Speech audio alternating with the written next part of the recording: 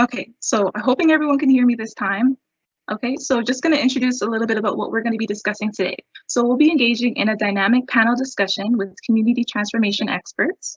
We'll hear about teaching innovative parenting skills and mental wellness. We'll learn about the new parent advocate role with Roots Community Services. We'll also hear from Knowledge Bookstore and Brandon, the DTSH Developmental Services, and the Early On programs. We'll also have author reading of a book called Me and My Hair, a dance lesson with Phoebe Groove Dance School, and a talk on applying for scholarships. I will now pass it on to Wendy Messier. She is a VP in the Peel District School Board.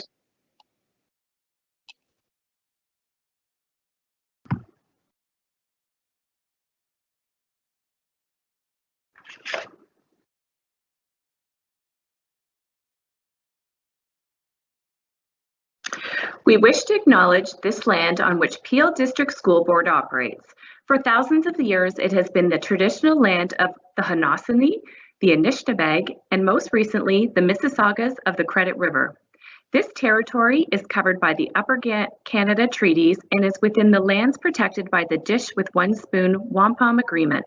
Today, this meeting place is still the home to many Indigenous peoples from across Turtle Island, and we are grateful to have the opportunity to work and learn on this land. At the beginning of every day, I take a moment to reflect, to situate myself, and connect with the land I am currently standing and working on. I try to honor one action daily to build a relationship with this land. Thank you.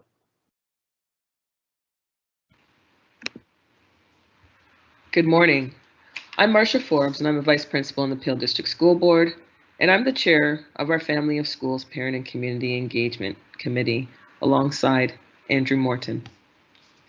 Join these two dynamic central couples, Skye Bowen, who is an educator in the Peel District School Board, and our equity resource, as well as a restorative justice practitioner, and Orlando Bowen of One Voice, One Team Youth Leadership Organization, as well as a former professional football player in the CFL, along with Tanya Meikle, co-founder of Kingdom House, a founding ambassador for the Power of Her World Vision Initiative, and community builder and global speaker, and Rob Meikle, who is the co-founder of Kingdom House and a technology specialist, who is the former Chief Information Officer for both the City of Brampton and the City of Toronto.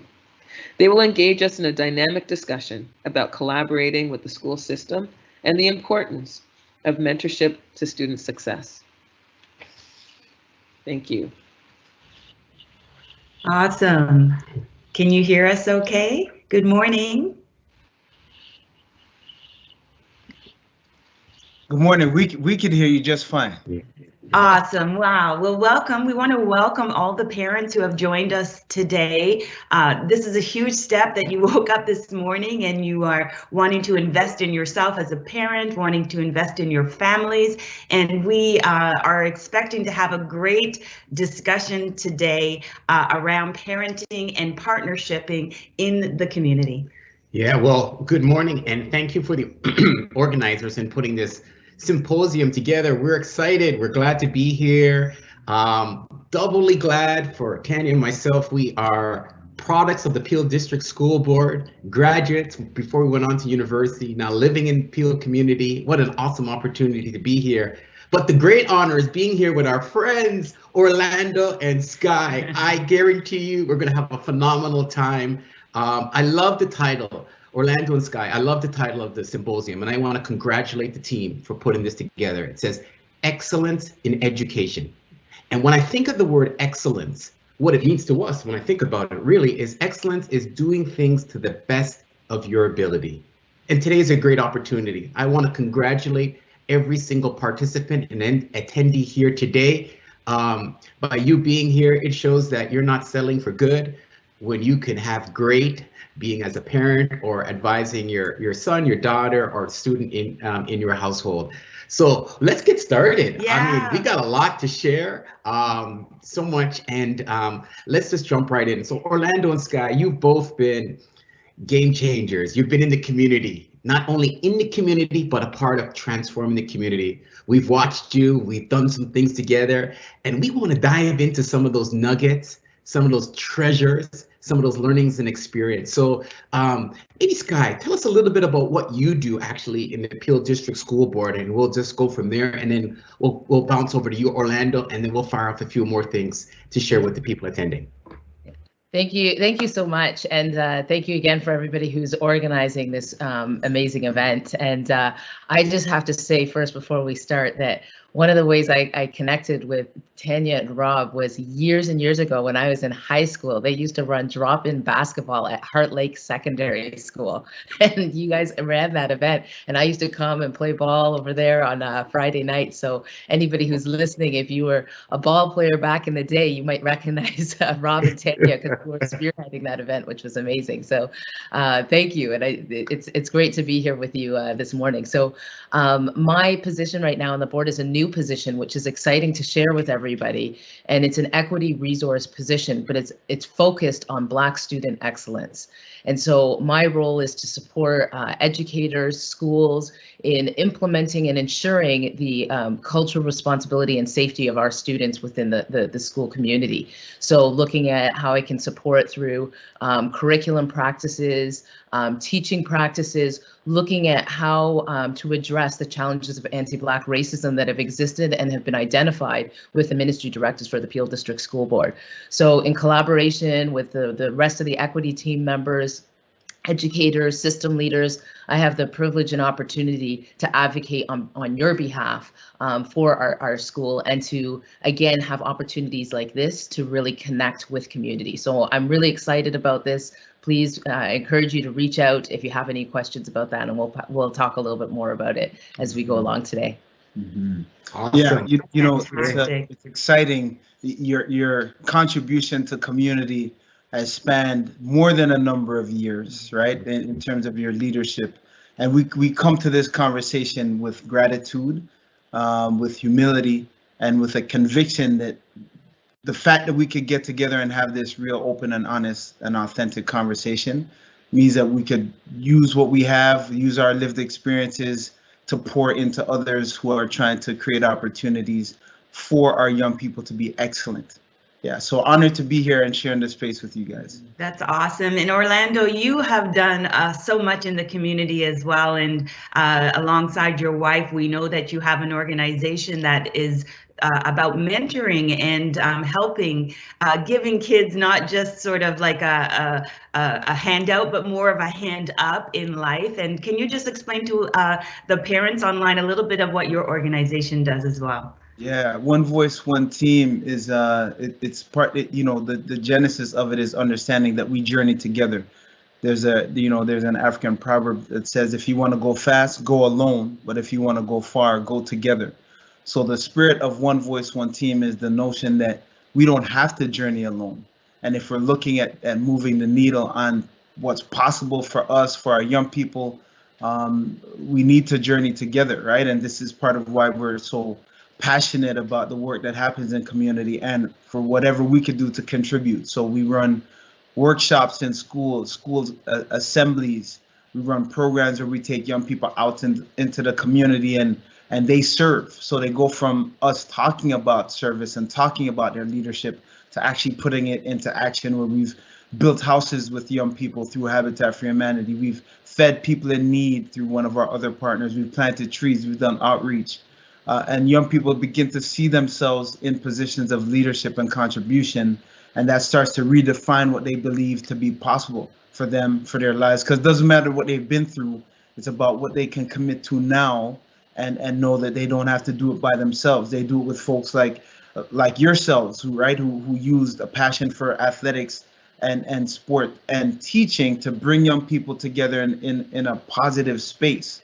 And we all need that. So, you know, our organization, One Voice, One Team, is about equipping young people to see those possibilities and then walking with them into those spaces and believing in them until and long after they begin to believe in themselves. And I would say, you know, with his program, there's different ways as parents that you can get your kids plugged in.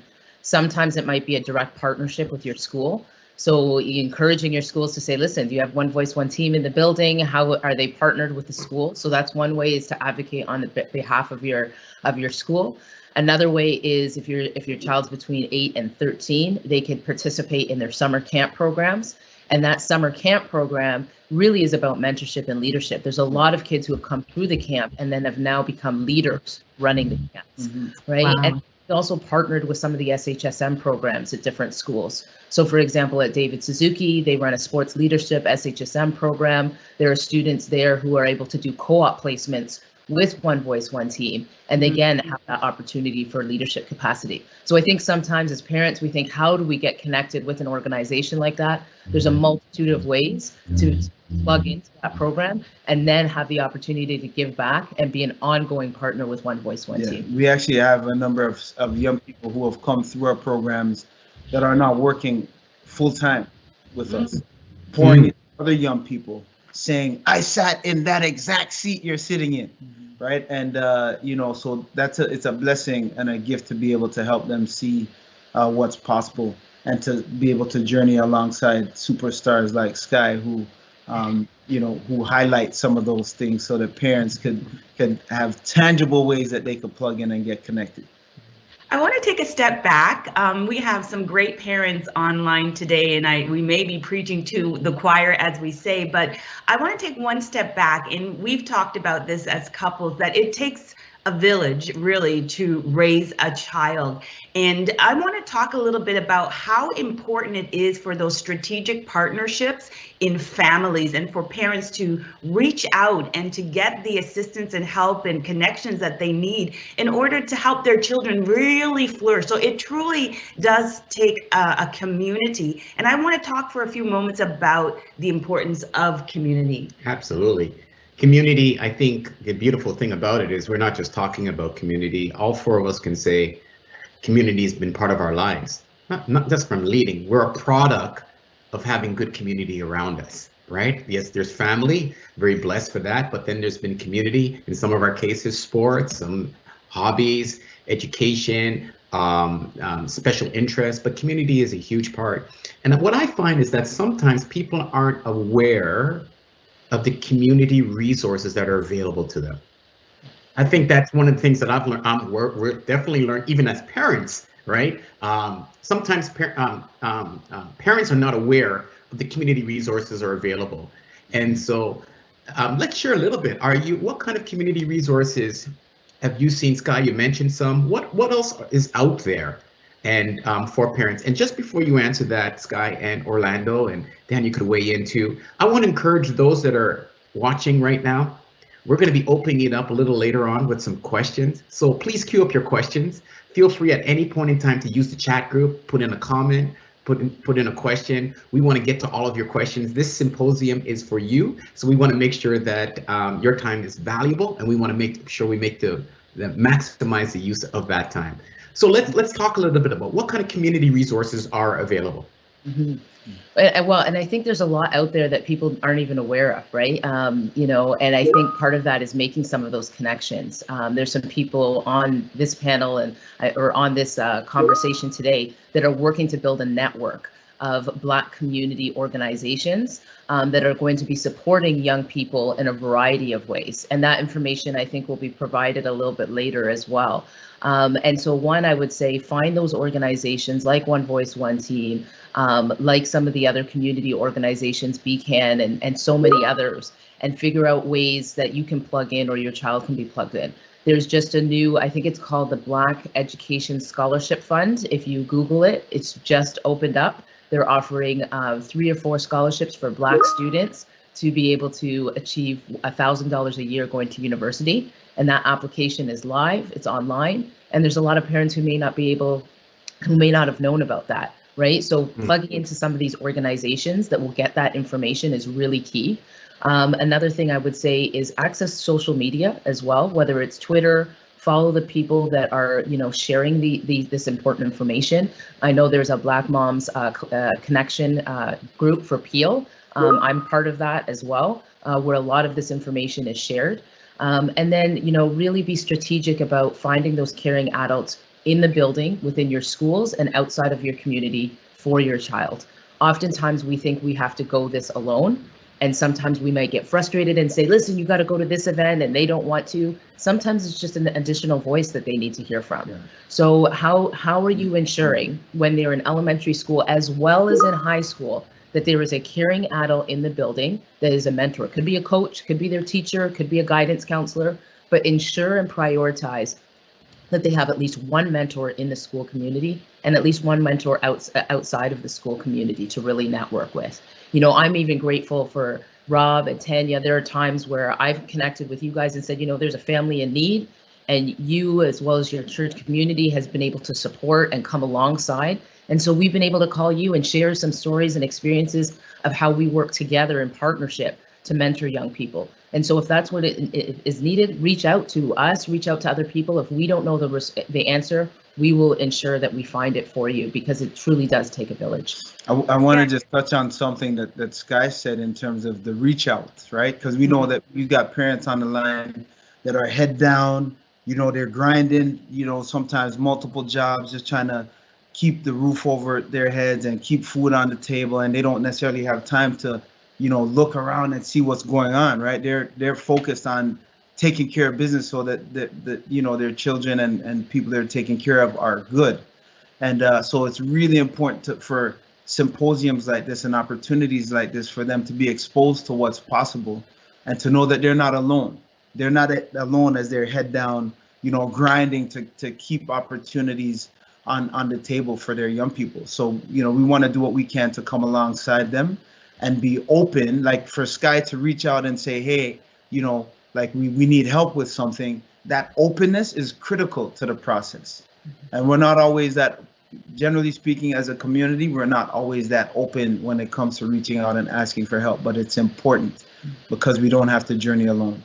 I love what you just said there, both of you. Amazing points around the mentorship and the need for that. Number one, it's great for young people to have mentors. I read the benefits, and I just want to quickly tell the parents what the benefits are. But before I do that, it's also about, sometimes as parents, like you said, Orlando, we're so busy. It really does take a village. It might take a mentor to help your child because you're so busy, just like you said, just trying to get food on the table. But there are people in the community who are willing to walk with your children. And here's the benefits of mentorship. It means increased high school graduation rates for youth.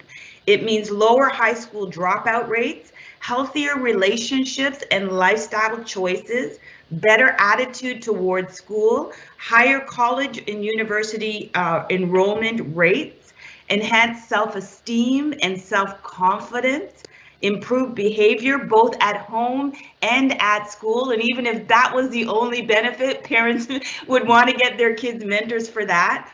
Stronger relationships with parents, teachers, and peers, improved interpersonal skills, and decreased likelihood of initiating drug and alcohol use.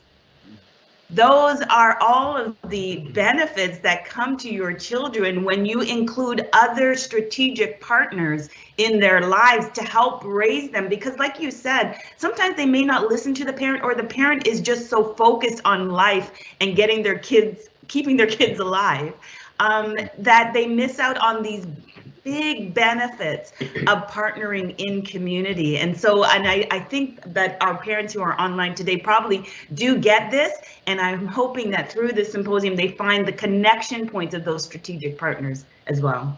Yeah, I think it's a great point. And it also reminds me, we've actually initiated a community program. We, in partnership with the Ontario Trillium Foundation, we're actually working on a project that we were awarded called Black Family Advisory Bureau. And we're 1 year into the 2-year project. And that is to create an app that aggregates the various community resources that are available to Black families. Mm-hmm. So we've been meeting with the educators, financial, health, etc., and we're going to integrate it within an app. We're going to be piloting that in the next couple of months.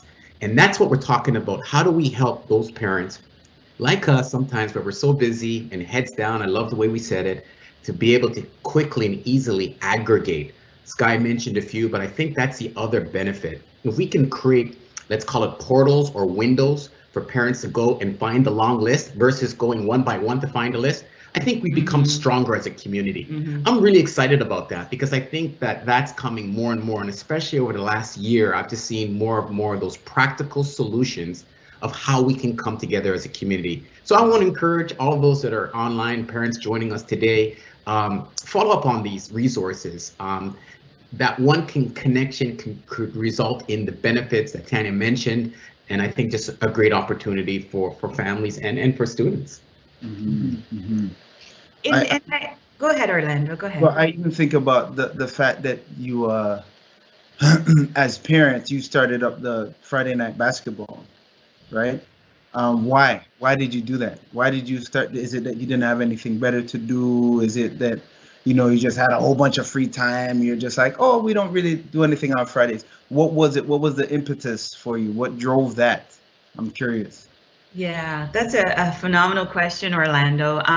So, we were part of an advisory board for the community, and there was a problem in the community, and that was that young people, once the community centers were closing, didn't have anything to do in our community, and so some of them were just doing stuff that was non-productive, if you understand what I'm saying. And so we told them, give us the facility after you closed from 10 till midnight, and let us open it up for the young people so they have somewhere to go and something to do. And in our hearts, we knew that we wanted to use it as a mentorship opportunity for these young people. We just didn't want it to be recreational, but we wanted them to come, receive something that they would grow as individuals and grow as community individuals and want to give back to their community.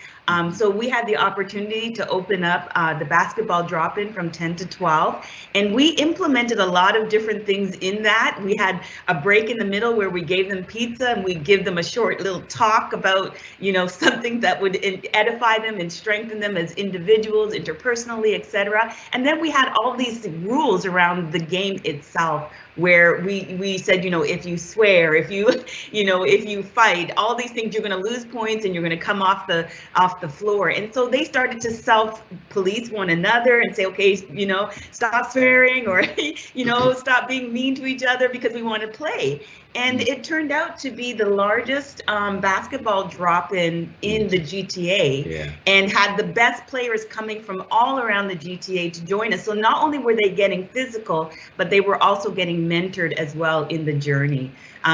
Even to this day, we get people stopping us and saying, you don't know, because of what you did back then, it changed the trajectory of my life. And so, yeah, that's kind of the highlight story. Yeah, so I think Sky's about to say something real quick, that one of the athletes that used to come all the time, his name is Shane Bosco, and he now runs and mentors tons of basketball players, including his son, who is now going on a full scholarship, I believe, to an Ivy League school. So that mentorship piece, you don't even realize the transformation that it created to build and amplify other people in mentorship positions. And I have a feeling we're going to have some parents on here like, how do we get that going again? I like the way Orlando, when he was talking about one voice, one team, and I think that's just another example, just in a different context of community. When you're talking about possibilities. And here's the thing: there's a fine line between an obstacle and an opportunity. And that fine line is defined by our perspective.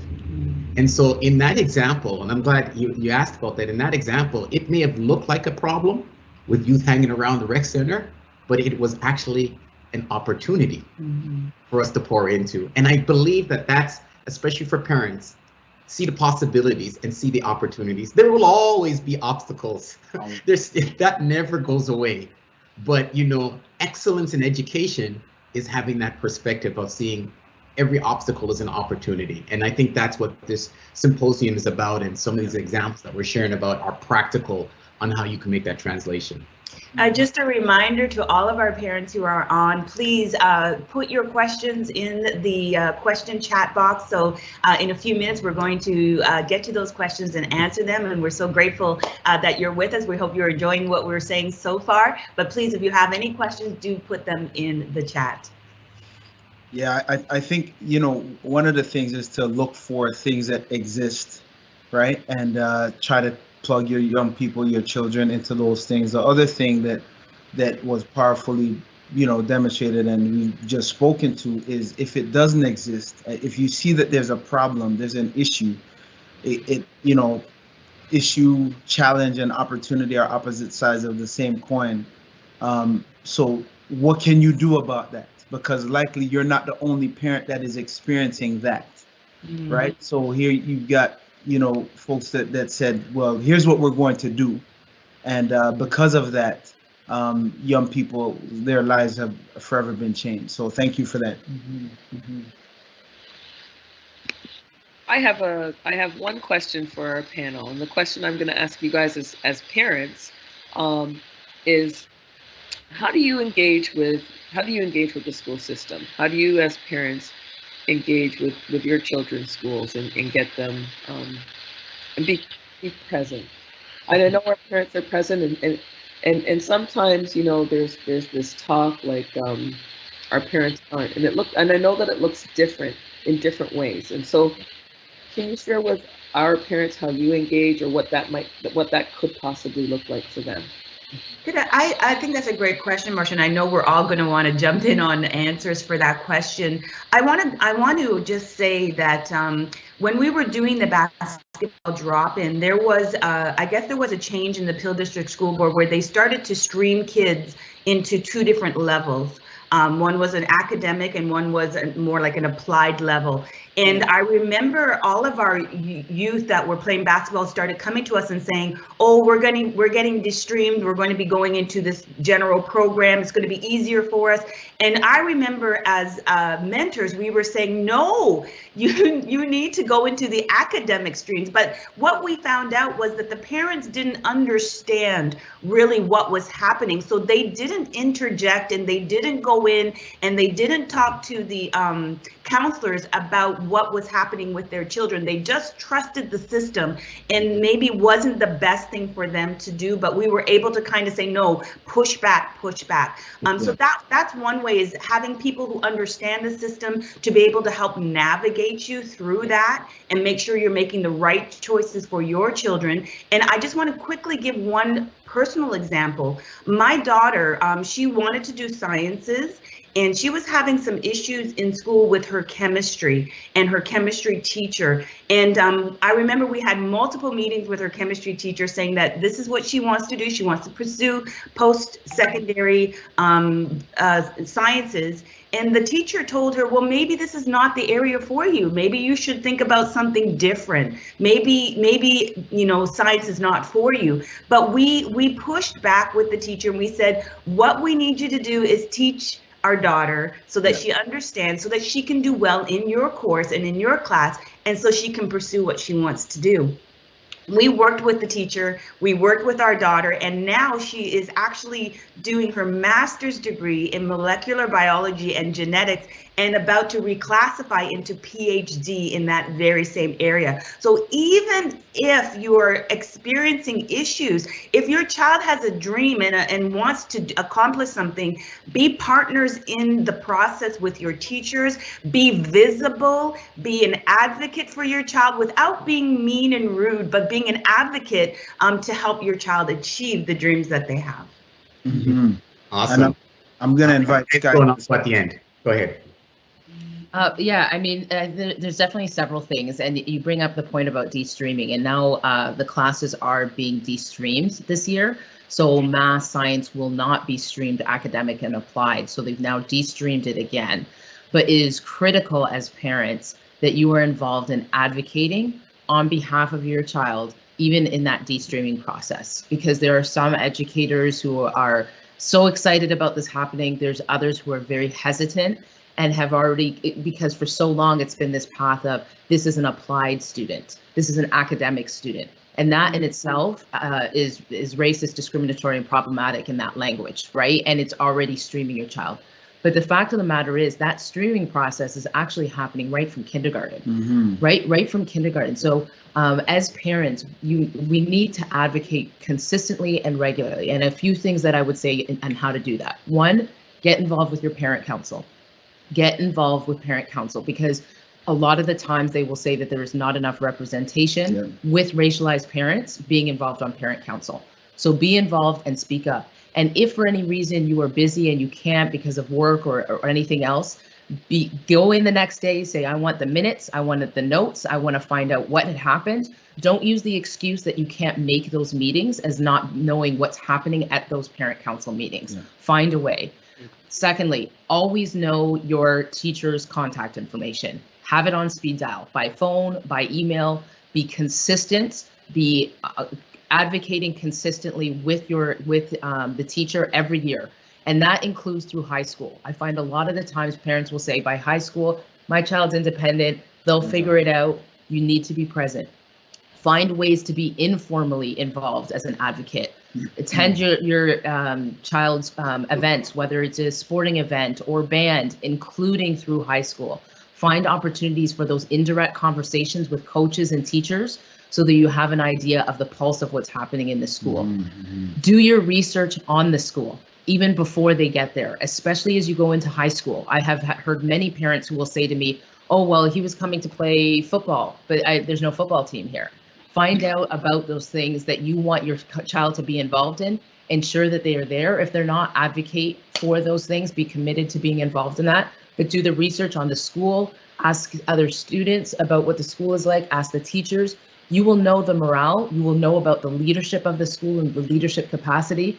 And that impacts significantly the culture and whether the student wants to be there. And the last thing is continue to push your children to be advocates. And that is hard, but really by modeling your advocacy, your involvement, they will see that and they will learn to advocate on their behalf too. So we need to teach our children to be social activists. We need to allow them to challenge the status quo and to be visible and present in all ways and all opportunities that are provided within schools. Just one thing to add to that is don't wait until there's a challenge to introduce yourself. Right? Introduce yourself right off the bat. Hey, Miss Smith, my name is Orlando, insert your name here. My name is, and say, I'm excited that my son or daughter is in your class. I just want you to know that I'm here, right? And I'm partnered with you in their learning journey, right? Let them know right off the jump. Don't wait for something to go, sideways before the conversation is happening. And then on a lighter note, just like, people say not to go shopping when you're hungry because you end up buying more than you need. Before you have conversations that are emotionally engaging, if you could make sure that you've eaten and the hangry isn't coming out, right? Make sure that you've got, you at least, you could control certain things because, I think the more that we could model the fact that we're journeying together in this, from an academic perspective and supporting, the more powerful the journey will be for our kids. And now is the time with the ministry directives, the challenges that have been addressed with anti-Black racism, with our new director for the school board, who's phenomenal, who's really intentional about wanting to connect with community. Now is the time to advocate. Now is the time to really be involved. Now is the time to challenge the status quo or things that are not working on behalf of your child, because there are people who are ready, willing, and wanting to listen. And if you are not sure, reach out to me. Like, I am here. If you are in the Peel board, I am here to support, and I will help and advocate on your behalf as well. Awesome. When is the time? These are some great points, and not much to add, but I'm going to add a little sprinkle on top, right? Okay. So we heard the importance of engaging. Find various ways to engage so you can build the bridge for communication. Yes. The second one, I would like to add a little additional onto this. Appreciate. What you appreciate appreciates. If you appreciate your teachers, and as you communicate with them, the value goes up. Very, very key point. If you depreciate when you're engaging with teachers, the value goes down. So as parents, we have to find ways to appreciate, even if it's a small contribution, find ways to appreciate teachers. You may not be the gift person, I'm not asking you to go that length, but just even an opening comment, just to show your gratitude. And you'll find what you appreciate appreciates, not just the teacher, but the same should be for your child, for your student. And then advocate, we heard very clearly, but also encourage. encourage your son, your daughter. And I love what was said earlier in terms of just being able to express themselves in a thoughtful, intentional, and respectful way. And I believe that now that forms a healthy environment with teachers, parent teachers, versus, as it was said earlier, the goal is not an adversarial environment. The goal is a community environment for the best outcome for your child. So yeah, just add that on. But I think these are all great points, very, very practical points. Awesome. Marcia, do you have any other questions from our parents today? Yeah, so I'm going to start to delve into the questions in the chat. And thank you. Those were amazing responses. Great tips for our parents. I wholeheartedly agree as an administrator with the points that you guys have shared. With my own experience as a student at the Peel District School Board, I would say I had a mama bear of a mother, and not in an aggressive way, but that she was always hands-on with all four of us. And I think when I was in the system, that's when they were starting to stream, and they wanted to put 3 out of the 4 of us into the general classes, and they thought my older brother was gifted, and we had to be that much better for them to think that we could achieve academic. We all went into academic courses and we all excelled. And I thank my mom, for my parents both, for just always being present and being very aware of constantly what was going on, knowing that she had the right for the final choice. You can tell me, you can tick whatever boxes on the sheet, but I know that I get to choose for my child. And I appreciate that, because that type of parent advocacy changed the trajectory of all of us. And I can say that all 4 of us are very successful adults today. And so that really, our parents really helped to shape our trajectory and our success as well. So yes, please involve. We have a question here, and it says, where do we find links to these programs? I have children in the Peel District School Board, and most of this knowledge is not known to parents. And that's a good question. I'm going to start to open up, and then I'll give it to the panel. One thing that I can say, and Sky alluded to it at the beginning, is I've been working to form a connection of community organizations called Black Community Connects. And all of these symposium events have been put on by 90% of those organizations that are under our umbrella that's continuing to grow. We have a website that's in beta that will launch, and when it is launched, you will see these events, you will see these resources right at your fingertips. But in the meantime, I think that there are some of these, if you keep the flyer, some of these are some core groups.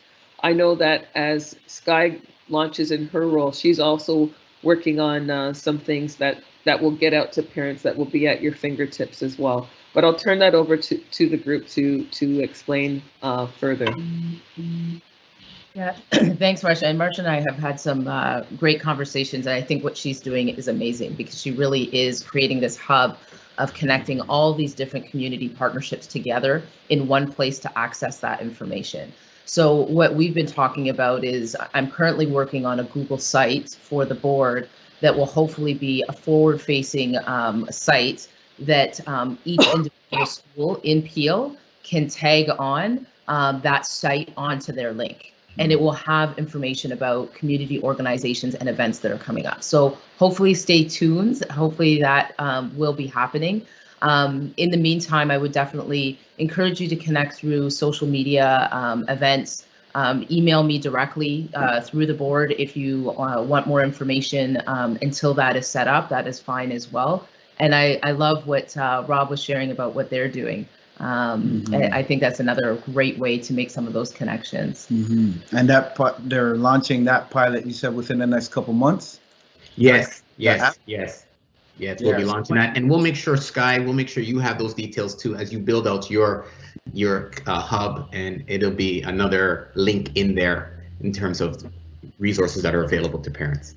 And the other thing I will say, what I'm trying to do is create an email connection with every single school in Peel.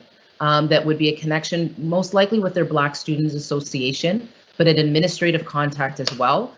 that would send out regular information about community events. So we're working on getting that done too. So if for any reason you haven't heard, there should be a contact within your school that you can ask your administrator, hopefully by September, that you can say who's the contact to send out these events. So to ensure that that's somehow getting relayed out to parents as well, because there's some really excellent mentorship programs that are out there that are helping kids even transition through into the post-secondary process. Yes. And we need to ensure that there's equitable access for all parents to be able to see that. And so we're working through that right now. Yeah. And the last thing that I'm going to add to that is our school board is doing a better job of connecting with community. And even as of this school year, there have been a lot of things that are put forward by community agencies or by public members. I think that there's a career thing happening for financial literacy for young people that's been promoted in our superintendency, and these things are coming out. And so please, if you see the sometimes it's a center voice, you'll hear maybe an automated voice or a live voice from your administrator or an email that comes in from your school. Don't ignore these things, because we're trying to communicate with you about events that are happening. And you're going to continuously see more as these doors open up for us to partner with community and for us to engage together as we're doing today. We're going to see a lot more of this in the future. So just keep your eyes open, keep connected, follow those tips that our panelists have talked about. And you're going to be on the trajectory of being in the know about all these types of things. Mm-hmm. Yep. Another question we have here is, they forwarded this flyer out to many people. That's great. And and this is good information. Yes, it is. And is there any way parents can help? So I'm not sure if this was put in the chat before our panelists had elaborated on ways that parents can help. I don't know if there's anything you wanted to add to that. As far as parenting, just parenting itself, there's some things that you can do as parents to create an atmosphere, create a home that is conducive of growth and, personal growth. One thing is, especially in our community, make your home a happy place. Make it a place that your kids are happy to come home to. And I mean, during COVID, they have no choice, but, make it a place where it is warm, welcoming, and is like a womb for growth. Teach them to build relationships. It's very important that they learn about the importance of building and connecting with other people in the community.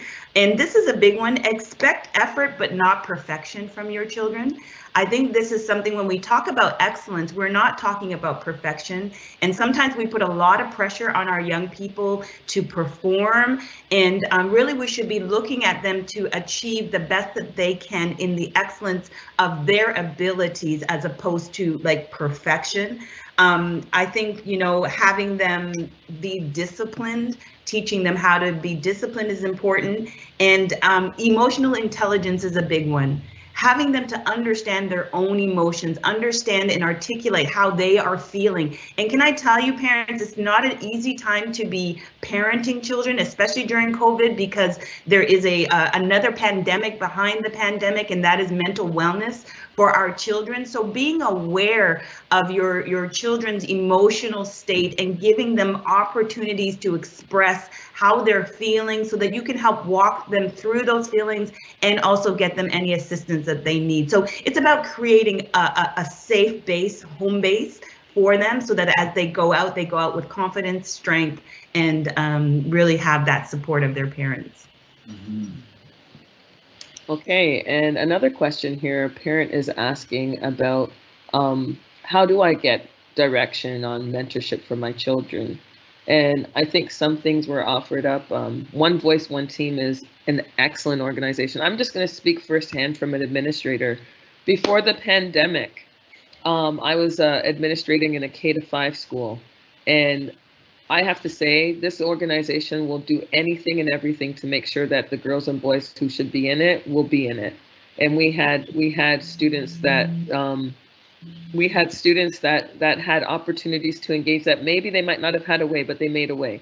And so it's just I know that before being an educator, I was a community development worker, and so I've always been connected, and I put that in the forefront of what I do. But I think administrators will begin to connect more as I do to know about these things. But organizations like One Voice, One Teams work with youth. They will do anything to make sure that that happens. When that site is launched, I also know that you'll see some more mentorship opportunities. But I'll turn it over to the panel to speak some more about that. Yeah, I think one of the things that's important, if you have a passion, right? You're saying, like, I hear the heart when you're saying, how can parents get involved, right? If you're moved and you feel a need to do something, feel free to reach out. Orlando at onevoiceoneteam.org. We have, and it's all spelled out, onevoice.org. We have a parent that's volunteering with us right now, whose nephew went through our program, and she's like, whatever I could do to help more young people have the opportunity that my nephew had, because it transformed how he sees himself and his possibilities. So again, going back to what Rob and Tanya did, they put their hand up and they said, what can I do? Right? What can I do to make a difference? How can I plug in? You don't necessarily have to start something. You can if there's something that speaks to you and it doesn't currently exist. But if there are things that exist, whether that's, our organization or when Rob and Tanya launched the pilot and they're looking for parents to give feedback, right? There are opportunities for you, right? So continue to ask the question, continue to put your hand up and say, how can I help? And feel free to reach out via email. Mm-hmm. And for your kids who you might be looking at wanting to plug into mentorship opportunities, think about the things that they enjoy. Start with that.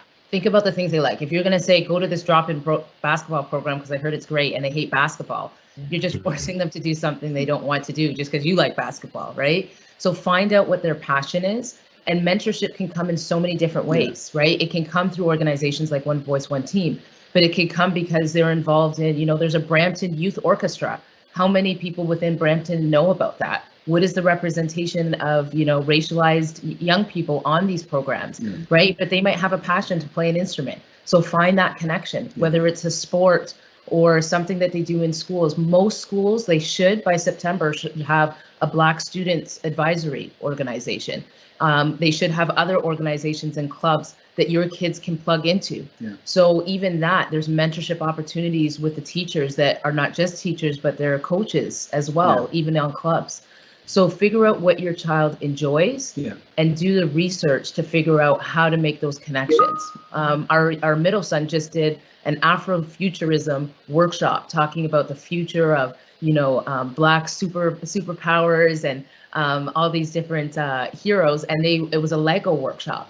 And actually the pieces I think behind us right now that he designed and created of what somebody within the future as it relates to science and technology within the Black community could be involved in, right? And there's other ways to then connect with organizations and clubs like that to tap into his passion for Lego, right? So find the things that they're interested in, do some research around it, and figure out ways to plug your child in so that they are being able to be supported in those passions. Thank you. We have time for just 2 quick questions before we have to wrap it up, but this one is an easy one to answer, and it says, do you know any agencies or websites that I can do research regarding scholarship for high school students? I'm just going to do a plug for our 3 o'clock event, because our 3 o'clock event in this symposium is about scholarships, and we have Professor Pat Chacha, who will be actually speaking to families about that, and she's been coaching young people around scholarships for many years. So if that is an interest of you, please tune in at 3 o'clock to 4 o'clock. If you look at your flyer, as you know, all the links are right in the flyer. The next one and the last one I think that we have time for is, I think that we need to have programs for parents too. A lot of families are alone and unaware, so I think having information sessions for students and parents will spread this information out to those in need. And I think I had mentioned earlier, but the blackeducationfund.ca is a new launch of a website that has scholarship that's just been put out there. Dave Bosveld, who's very involved in Brampton, has started that. So it's blackeducationfund.ca. I don't know, Marcia, if you had that one because it's new. It just came out this week. And I'd like to add to that, even us as we are, pastoring, co-pastors of a church, we actually have a family ministries that puts out a parenting seminar, I believe, once a month. And we also have a connection to Raquel Walker. Power and Equip, which helps parents and equips parents. And so if you're interested in that, please feel free to send us an email at care@kingdomhouse.com, and we can connect you to those monthly workshops that we also do to help empower and strengthen parents in their parenting journey. Wow, guys. Hi, it's Wendy. What an amazing presentation. It was informal. It was right to the point. I'm a new administrator. This is my first year, and I've learned so much. And I want the parents that are out there to know that the administrators are there to support you. We're here to work together. So Sky, Orlando, Rob, Tanya, thank you so much for coming on this morning and sharing your knowledge. I know working with Marcia and the background, we have been gathering lots of different community resources that are ready to go to share. So reach out to your schools. We are here to work together. So thank you for kicking off our first, hopefully it's not our last one, maybe this is going to be an annual, for Excellence in Education. And to all the attendees, thank you for getting up this morning on this sunny day and sharing with us. And for the questions, some parents have asked if this is going to be recorded. It has been recorded, and we will be sharing out the links, and all the schools will be posting those as well. So share that with all of your friends and family. This has been awesome. So thank you. And don't forget, there's another presentation coming up. So check your site, and every hour until 4 o'clock, we have lots going on. Thank you, thank you, thank you. Thank you, everybody. Alrighty, thank you. Thank you. Thank you so much. Bye for now. Bye.